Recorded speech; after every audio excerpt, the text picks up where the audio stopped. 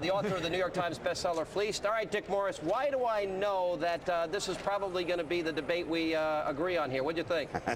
Well, last time we disagreed, I said Obama won, and you said he lost, and the polls agreed with me. This time we both agreed, but we disagree with Colmes probably. This was an unbelievable win for Sarah Palin. In fact, I think that it unveiled a level of skill in communication that I really have not seen since Ronald Reagan. She is a superstar. Her ability to bypass the conventional wisdom of Washington, her ability to speak in a tone and a genre, a style that was so authentic and so outside of the mainstream was just unbelievable.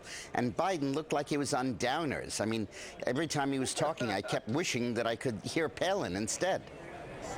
Yeah, but I got to tell you, but on every issue, on Iran, on Iraq, on energy, on the economy, on tax cuts, what I thought she did very effectively that maybe Senator McCain didn't do in the last debate, she was reminding America about the record and the statements of Senator Obama. Did you think that was effective, Dick? I thought it was, but I thought more effective was she did a much better job than John McCain ever has in explaining McCain's positions when she talked about the all-of-the-above option on energy.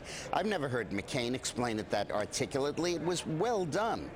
When I heard her speak about the the greed on Wall Street and that stuff and how it infects Washington, I thought that was just terrific. And when she said at one point in that debate, I just don't understand how Washington works. How can you guys vote against something when in fact you are we claim you're voting against something when in fact you're voting for it over the Iraq war resolution? It was just brilliant, absolutely brilliant. The only problem the is loser that some of the tonight things in this debate was Hillary Clinton, because there's a new woman out there who is going to be #1 in this country. Well, she'd have to get elected first. And but anyway, Dick, some of the things she said about McCain. She already has been with no assistance from her husband. Some of the things she said were not true. You never miss a chance to take a slap at the Clintons. They're not in this race. You know, she talked about the middle class. John McCain repeatedly 19 times voted not to raise the minimum wage. John McCain repeatedly voted not to have renewable energy. Alan, why do you insist on using segments with me to get reading practice on your talking points? Save that for a Republican. I don't need reading practice, Mr. Nemours. Why don't you talk to me about it? Because I said, hey, Alan, you're going to have me talk. Are you going to have me talk or have another guest on? If you're going to have me on, you're going to listen to what I have to say.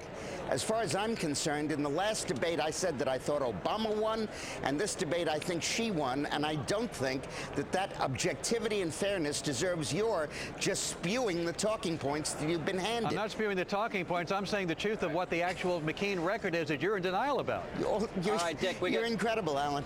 You're absolutely incredible. Is it that you can't think, or that you only know how to read those talking points? Unbelievable performance, Mr. Colmes.